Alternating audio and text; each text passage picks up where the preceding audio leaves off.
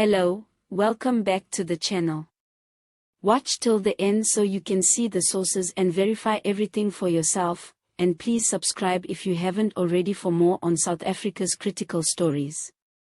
Today we are unpacking a complex issue: why mass deportations are failing South Africa's immigration system.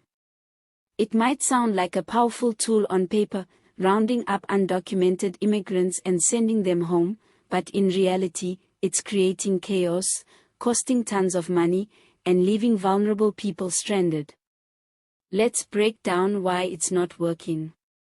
First off, the scale of undocumented migration is huge. Estimates suggest millions of people live here without proper papers, from nearby countries like Zimbabwe and Mozambique, and from further afield. Many come seeking work, fleeing instability, or just hoping for better conditions. But the system for identifying and deporting is overwhelmed. At Home Affairs, there simply aren't enough staff or facilities to process people properly or fast enough. Take this example: someone detained in Gauteng is meant to be sent to a holding center, processed, and deported. In theory, that's quick. In practice, they wait weeks or months, because officers have too many cases and data systems are outdated. The result? People linger in detention, piling pressure on the International Organization for Migration and Border Control facilities that don't have space. This backlog isn't just unfair, it costs government thousands per person every day. Next, legal challenges slow everything down. South Africa's constitution guarantees certain protections, and numerous court judgments have stated you can't deport someone indiscriminately. Detention must be reviewed regularly, legal representation must be offered, and deportation orders need grounds like fraud or public interest concerns. That means even clearly undocumented migrants often contest their cases in court, further slowing the process, sometimes indefinitely. Meanwhile, Home Affairs has to defend each case with limited capability, over and over again. Then, there's regional cooperation, or the lack thereof. You can't deport someone without a receiving country willing to take them back. The Department of Home Affairs has to reach agreements with neighbors, verify identities, process travel documents, and sometimes wait months for a single person to be accepted. It's a long, bureaucratic nightmare. Let's talk costs. Every detention costs money: daily board, legal fees, administrative overhead, transport to the border, and border processing. Multiply that by thousands, and it's no surprise the courts have said it's unsustainable. We are funding a system that can't keep up and isn't efficient.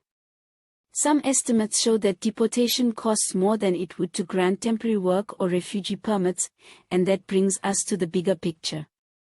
Reintegration programs in source countries are minimal.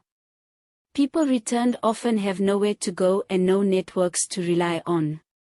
Some end up recrossing the border illegally again. So we deport someone, only to repeat the same process a year later. It's a revolving door. Most critically, systems like mass deportation don't address the root causes. Job scarcity here is the same problem as economic instability there. Without development, opportunity, and cooperation across borders, migration will continue.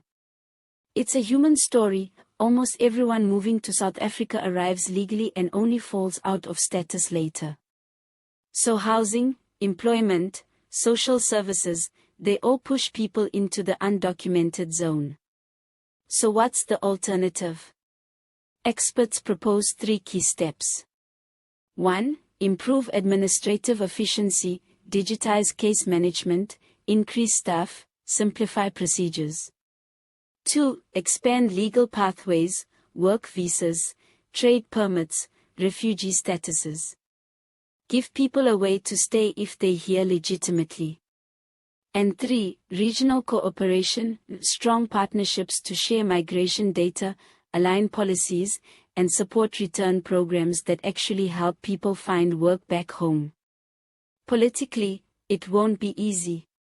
Advocating for more humane migration often clashes with public frustration, especially when jobs are scarce and services stretched. But without policy shifts, we risk damaging social cohesion and wasting billions on a house of cards. Some critics worry we'd be letting undocumented migrants get away with it. But it's not about ignoring the law, it's about realistic, fair policy that reduces harm, while focusing enforcement only on criminals and security threats.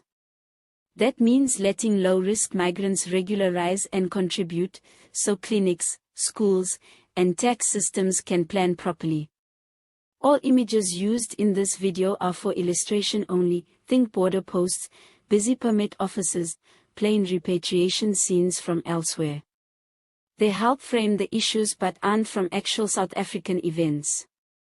If you want to verify the points I've shared, check what academics, Human Rights Watch, UN migration experts, Home Affairs officials, and civil society organizations like Scalabrini have reported. They show that, while mass deportations look tough, they really fix migration problems. And before we end, here's a little joke: the deportation system's backlog is so big that the queue is longer than the one at the Durban Harbour queue, for Durban Harbour. At this rate, we'll need to deport the queue.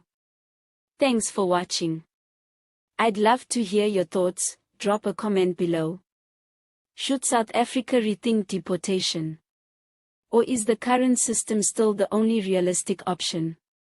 Don't forget to like, share, and subscribe if you care about how immigration shapes our country. Stay safe, stay smart, and see you next time.